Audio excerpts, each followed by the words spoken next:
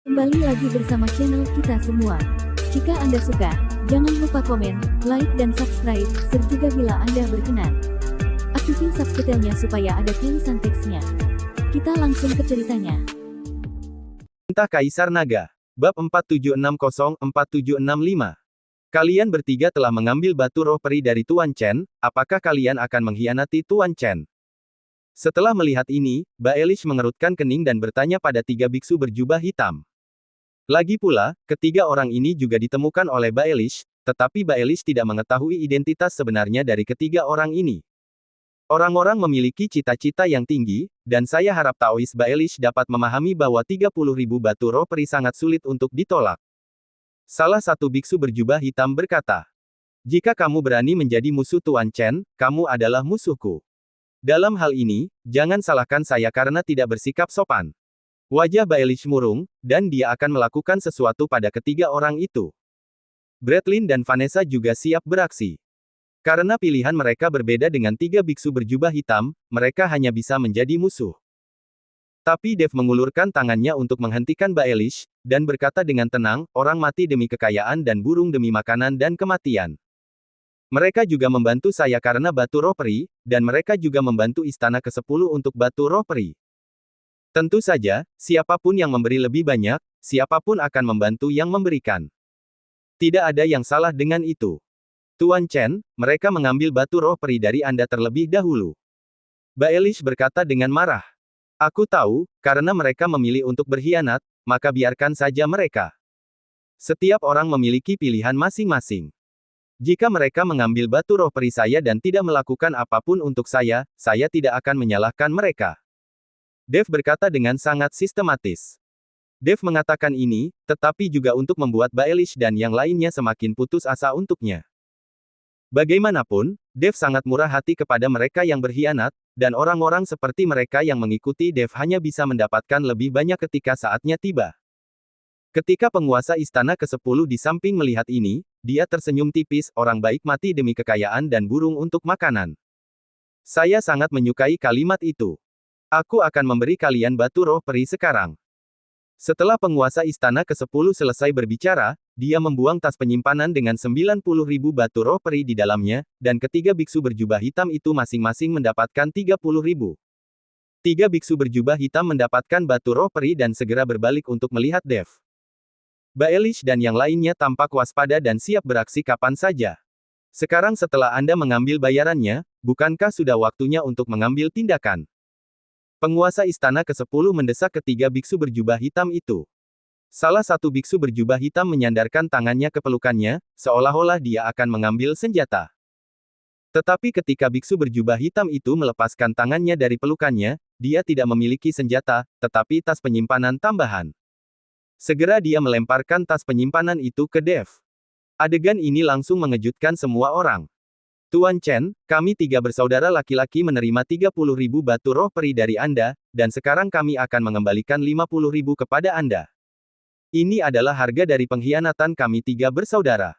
Meskipun penguasa istana ke-10 tidak memiliki keahlian, tapi masih ada istana lainnya di belakang istana ke-10.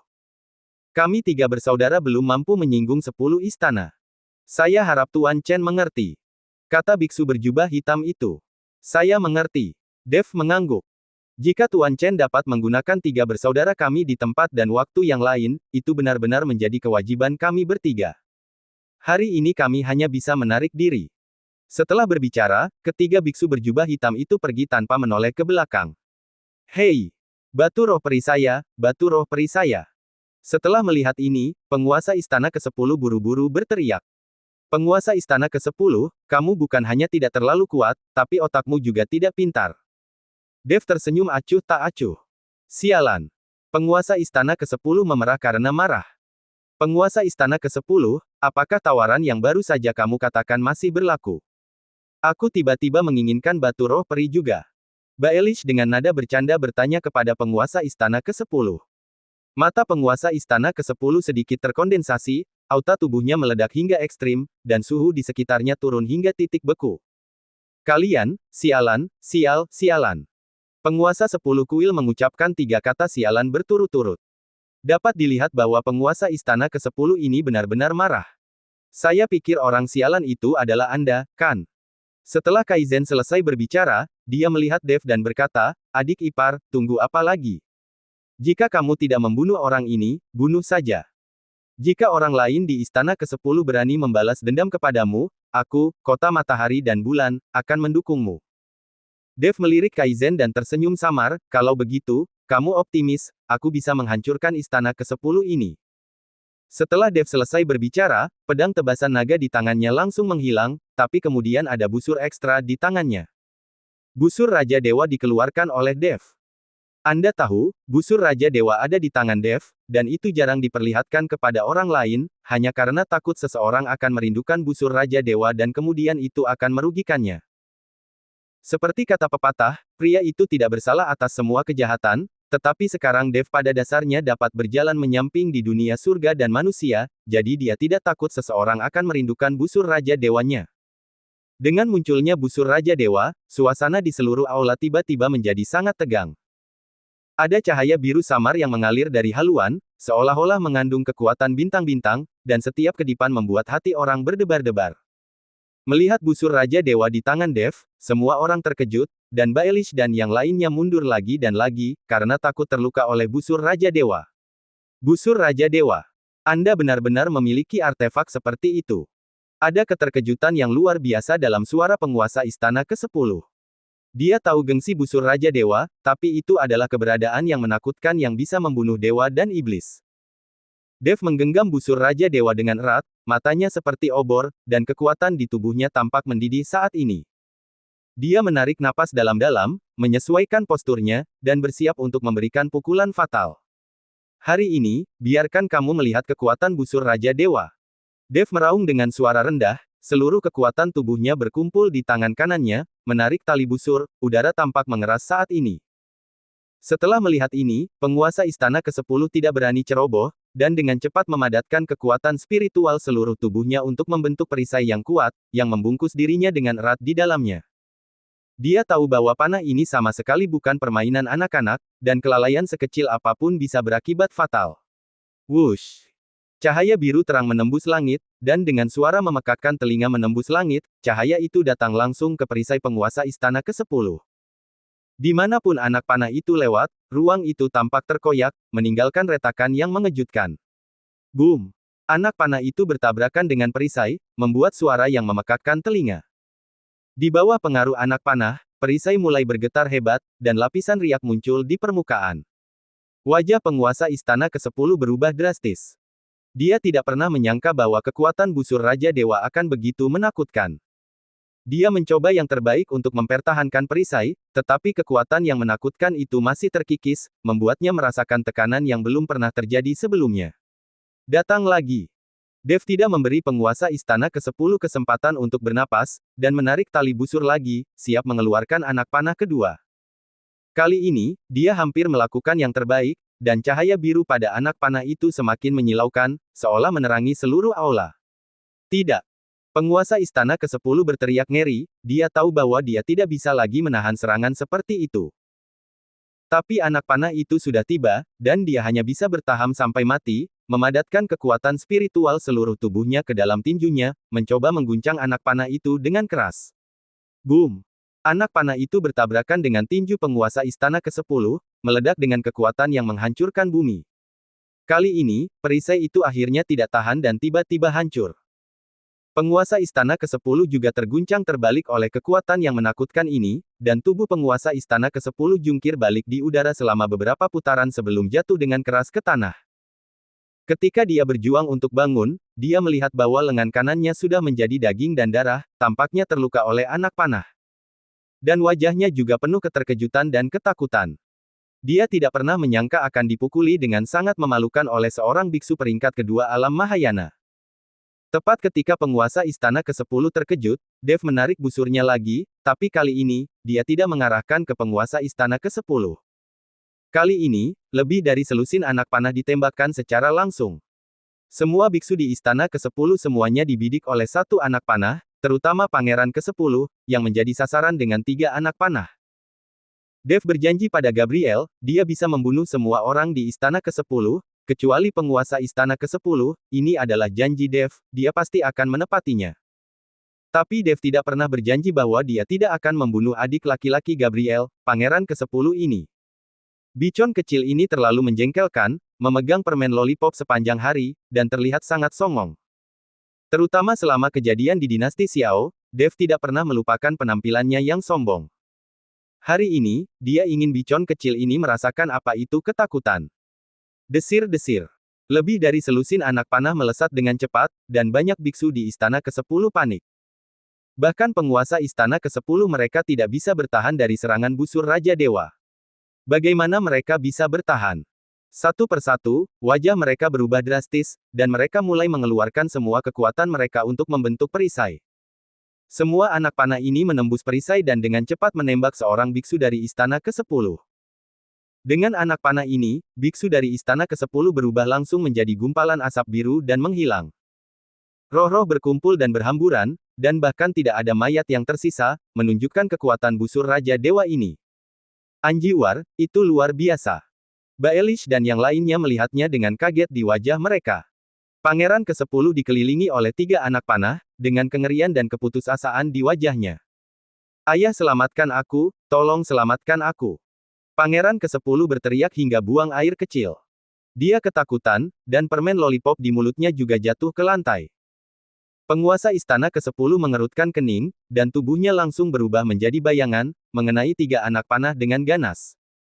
Putra sulungnya sudah meninggal, dan putra bungsunya tidak boleh mengalami kecelakaan. Adik ipar, kamu berurusan saja dengan penguasa istana ke-10, adapun antek-antek kecil lainnya, kakak iparmu dan lainnya akan membantumu menghadapi mereka. Setelah Kaizen berkata, dia langsung menuju para biksu di istana ke-10.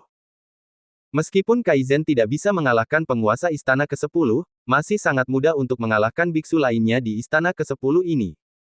Setelah melihat ini, Baelish dan yang lainnya mengikuti Kaizen untuk menyerang para biksu di istana ke-10. Dev memegang busur Raja Dewa di tangannya, dan menatap penguasa istana ke-10 dengan samar. Melihat busur Raja Dewa di tangan Dev, penguasa istana ke-10 juga mulai sedikit panik. Aku harus menyerang dari jarak dekat. Dia tahu bahwa hanya dengan bertarung dengan Dev dari jarak dekat, Dev tidak akan bisa menggunakan busur Raja Dewa. Memikirkan hal ini, penguasa istana ke-10 langsung berubah menjadi bayangan dan bergegas menuju Dev. Boom, boom, boom. Penguasa istana ke-10 mengepal tinjunya, tidak memberi Dev kelonggaran sedikit pun. Dengan cara ini, mustahil bagi Dev untuk menggunakan busur Raja Dewa. Setelah melihat ini, Dev menyingkirkan busur Raja Dewa, dan juga menggunakan tinju cahaya suci pada saat yang sama, mengikuti tinju penguasa istana ke-10. Ledakan terus berdering di sekitar. Tubuh fisik Dev diperkuat dengan metode rahasia klan Protoss. Selain tubuh emas, Vanessa juga terus menyebarkan formasi di sekitar Dev, yang membuat penguasa istana ke-10 tidak berdaya untuk waktu yang singkat. Semakin lama penguasa istana ke-10 bertarung, semakin tertekan dia. Dia adalah biksu tingkat 3 transformasi negeri peri, mengubah tangannya menjadi awan dan mengubah tangannya menjadi hujan. Pada saat ini, dia tidak bisa mengalahkan seorang biksu kecil tingkat 2 alam Mahayana. Ini sungguh keterlaluan. Penguasa istana ke-10 sangat dirugikan saat ini, dan tinju cahaya suci Dev sama sekali tidak lemah. Selain tubuh yang menakutkan itu hanyalah mimpi buruk. Namun, jika Dev ingin mengalahkan penguasa istana ke-10 dalam waktu singkat, itu tidak praktis. Lagi pula, berurusan dengan master tingkat 3 transformasi negeri peri, kekuatannya jauh melampaui Dev, dan Dev sudah sangat luar biasa untuk dapat bertarung dengan penguasa istana ke-10 hingga ke keadaan saat ini. Namun, Dev tidak terburu-buru. Dia berjanji pada Gabriel bahwa dia tidak akan membunuh penguasa istana ke-10, jadi dia hanya perlu merepotkan penguasa istana ke-10 dan membiarkan Kaizen dan yang lainnya membunuh semua orang di istana ke-10. Orang-orang dari istana ke-10 semuanya mati, dan hanya penguasa istana ke-10 itu sendiri yang tersisa, dan tidak ada cara untuk membalikkan angin dan ombak. Tentu saja, penguasa istana ke-10 tahu pikiran Dev. Sepertinya dia semakin cemas. Nak, kamu memaksaku melakukan ini. Penguasa istana ke-10 tiba-tiba tampak mengerikan, dan aura menakutkan menyapu. Pada saat yang sama, seluruh tubuhnya mulai bermutasi. Boom! Aura penguasa istana ke-10 meroket lagi. Dev terkejut sejenak, lalu mengerutkan kening dan berkata, bukankah orang-orang Protoss ini semuanya manusia? Bagaimana kamu bisa menjadi monster? Tuan Chen, hati-hati, itu adalah mutasi binatang buas, dan dia pasti memiliki perpaduan gen binatang buas di tubuhnya. Setelah melihat ini, Vanessa buru-buru mengingatkan Dev. Dev melihat tatapan menjijikkan dari penguasa istana ke-10, dan dia terdiam beberapa saat. Yang disebut Protoss ini, orang-orang sombong, ternyata itu masalahnya secara diam-diam. Hari ini, aku ingin kalian semua mati. Karena penguasa istana ke-10 telah memperlihatkan sisi paling jeleknya, sebagai anggota Protoss, dia tidak dapat membiarkan siapapun yang masih hidup melihatnya. Jadi semua orang di sini harus mati. Melihat penguasa istana ke-10 yang terburu-buru, Dev langsung mengorbankan pedang tebasan naga, dan kemudian menebasnya dengan pedang. Boom! Penguasa istana ke-10 mengamuk, cahaya pedang hancur, dan Dev langsung terguncang dan terbang sejauh 100 kaki, dan tubuh emas yang tidak bisa dihancurkan juga terdapat celah retakan. Dev sedikit mengerutkan kening, buru-buru memanfaatkan jarak, menyingkirkan pedang tebasan naga, dan mengeluarkan busur Raja Dewa lagi. Tapi Dev tahu bahwa ini mungkin terakhir kalinya dia bisa menggunakan busur Raja Dewa. Dengan kekuatannya saat ini, dia masih belum bisa menarik busur Raja Dewa begitu sering. Dev perlahan menarik tali busur, roh jahat Pola Dao melonjak di tubuh Dev seperti air pasang, dan anak panah emas perlahan muncul di haluan busur Raja Dewa. Dengan serangan terakhir, Dev harus habis-habisan. Desir. Cahaya keemasan ini terpancar keluar. Boom! Anak panah emas melesat langsung ke tubuh penguasa-penguasa istana ke-10, tetapi anak panah emas itu langsung hancur, dan kekuatan anti-guncangan yang besar menyebabkan Dev mundur dari jarak 100 kaki lagi. Pada saat Dev mundur, penguasa istana ke-10 sudah melompat, dan kemudian dia melepaskan tinjunya. Boom! Kekosongan terdistorsi dan berubah bentuk dalam sekejap, dan tubuh Dev menghantam lantai dengan keras, langsung berada 100 meter di bawah tanah. Tuan Chen. Vanessa terkejut dan buru-buru menggunakan formasinya, membungkus tubuh penguasa istana ke-10 dengan jaring kawat, mencoba menghentikan penguasa istana ke-10 untuk menyerang Dev lagi. Mendengar teriakan Vanessa, Kaizen menoleh dan melihat. Ketika dia melihat Dev dihancurkan ke lantai, wajahnya penuh dengan kemarahan dan niat membunuh. Bajingan, memukul adik iparku, aku bertarung denganmu. Kaizen berubah menjadi aliran cahaya dan menabrak penguasa istana ke-10 dengan ganas.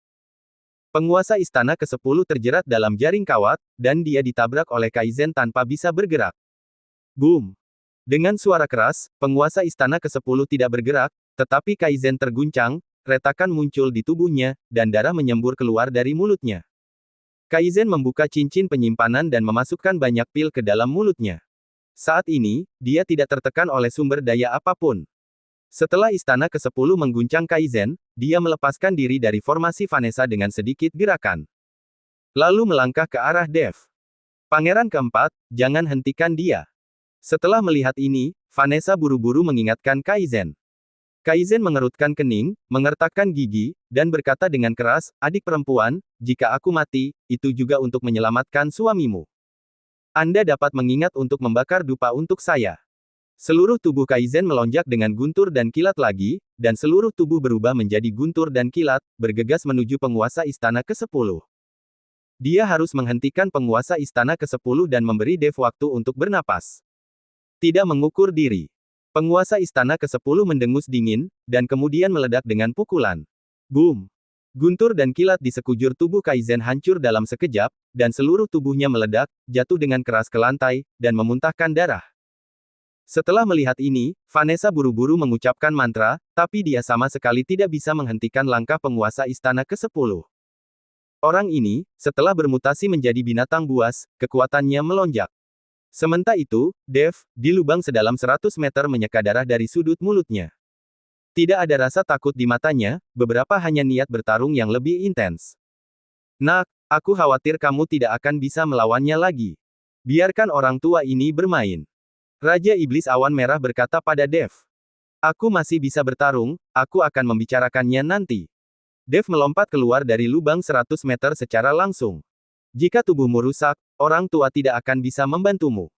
Raja Iblis Awan Merah buru-buru berkata pada Dev. Tapi Dev tidak memperhatikan, dan memegang pedang tebasan naga di tangannya dan menatap penguasa istana ke-10. Tapi saat Dev melompat keluar dari lubang yang dalam, tiba-tiba aura berbahaya muncul. Dev buru-buru berbalik dan melambaikan pedangnya, hanya untuk menemukan bahwa tidak ada seorang pun di belakangnya. Puff! Saat Dev tertegun, sebilah pisau tajam menembus punggung Dev. Ini. Dev melihat pisau tajam yang menembus tubuhnya, sedikit linglung untuk sementara waktu. Dia mengaktifkan tubuh emasnya. Selain tubuhnya yang mesum dan kuat, siapa yang bisa menembus tubuhnya dengan begitu mudah? Sudah berakhir, sudah berakhir. Raja Iblis Awan Merah berkata tanpa daya. Tubuh Dev hancur, dan dia tidak bisa dirasuki lagi. Tuan Chen, Vanessa, Baelish, dan yang lainnya sedang terburu-buru ketika mereka melihat Dev diserang oleh seseorang. Jika Dev meninggal, mereka tidak akan keberatan bertarung dengan Istana ke-10 dengan sekuat tenaga. Dev adalah dewa kekayaan, dia tidak bisa mati. Setelah melihat ini, Kaizen sangat marah, berani menyerang saudara ipar saya akan menghancurkan seluruh klan Anda. Terlepas dari luka-lukanya, Kaizen tiba di depan Dev dalam sekejap. Tapi ketika semua orang bergegas menuju Dev, nyanyian naga terdengar di tubuh Dev, dan kemudian kristal naga di dadanya terus berkedip. Seekor naga emas perlahan muncul dari tubuh Dev. Luka di tubuh Dev sembuh dengan kecepatan yang terlihat dengan mata telanjang. Tubuh emas yang tidak bisa dihancurkan telah hancur, tapi sudah diperbaiki seluruhnya. Naga emas mengelilingi tubuh Dev, dan aura naga membungkus Dev. Semua orang yang melihat pemandangan ini terkejut. Apakah itu Kaizen atau Baelish dan yang lainnya, mereka tidak menyangka bahwa seekor naga emas akan muncul dari tubuh Dev. Tidak jauh dari Dev, seorang lelaki tua yang menjulang muncul dengan keterkejutan dan keraguan di wajahnya. Orang tua itu adalah orang yang menyerang Dev. Dia adalah orang tua yang ditemui oleh penguasa Istana ke-10 beberapa waktu lalu, dan dia memiliki status yang lebih tinggi daripada penguasa Istana ke-10. Masih ada pembantu di Istana ke-10, ini akan merepotkan. Melihat lelaki tua yang muncul, Baelish berkata dengan ekspresi serius. Ketika penguasa Istana ke-10 melihat Kian Tua, dia juga dengan hormat berkata, saya mengganggu retret Kian Tua, dan saya harap Kian Tua tidak menyalahkan saya. Bahkan penguasa Istana ke-10 yang berubah menjadi binatang buas tidak berani menunjukkan rasa tidak hormat sedikit pun kepada lelaki tua itu. Orang tua itu tidak memperhatikan penguasa Istana ke-10, tetapi menatap Dev, tidak heran, tidak heran. Orang tua ini bahkan tidak dapat menghitung asal-usul Anda. Dev juga menatap lelaki tua itu, tua bangka, apakah itu kamu yang baru saja menyerangku? Itu bukan serangan diam-diam, itu hanya prediksi posisimu. Kian Tua tersenyum tipis. Prediksikan bahwa Anda akan pergi ke gurun Gobi. Kaizen mengutuk dengan marah dan meledak dengan pukulan. Di langit, ada beberapa guntur dan kilat dalam sekejap, dan semuanya bergegas menuju Kian Tua. Tetapi pada saat pemboman guntur dan kilat, tubuh orang tua itu menghilang begitu saja. Ketika semua orang melihatnya dengan jelas, lelaki tua itu benar-benar meninggalkan posisi semula, hanya bergerak selangkah dengan mudah, dan menghindari serangan Kaizen. Kaizen terkejut, dan dia mengayunkan beberapa serangan lagi satu demi satu.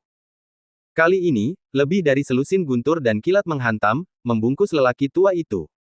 Dia ingin melihat bagaimana orang tua itu bisa menghindarinya.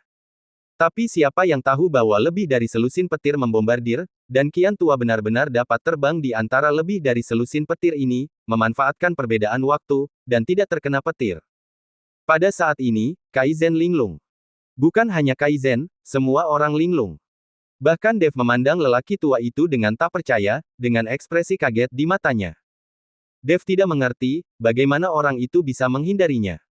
Jika itu hanya cepat, tidak mungkin untuk menghindari lebih dari selusin guntur dan kilat dalam jangkauan terbatas ini.